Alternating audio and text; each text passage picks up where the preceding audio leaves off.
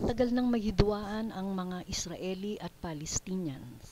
Ito ay tungkol sa agawan ng lupa. Ang lupang pangako.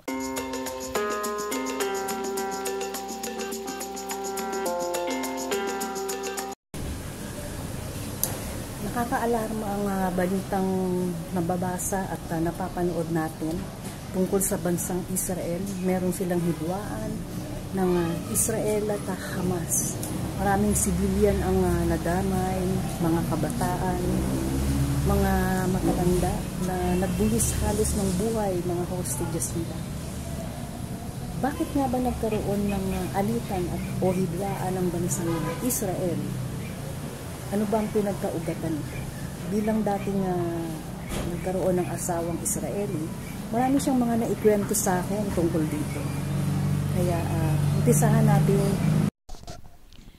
Hindi ko ma-imagine ang sarili ko na nandun ako sa ganong sitwasyon. Itong nakaraang araw, marami ako napapanood na mga videos na talagang nakakaawa ang mga kalagayan ng mga civilians, mga bata, may mga namatay, mga matatanda, mga na-hostage.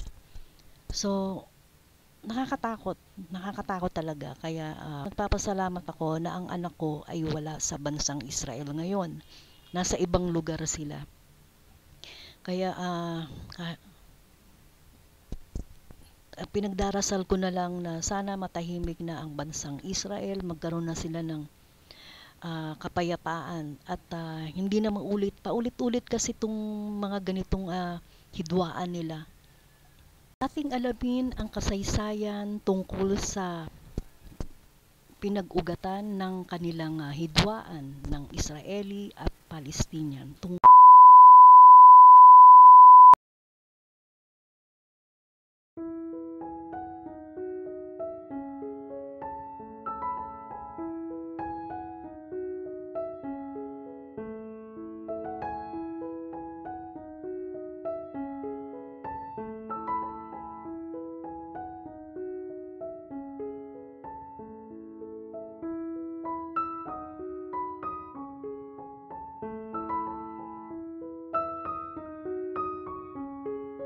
I'm here with Golani's fighters.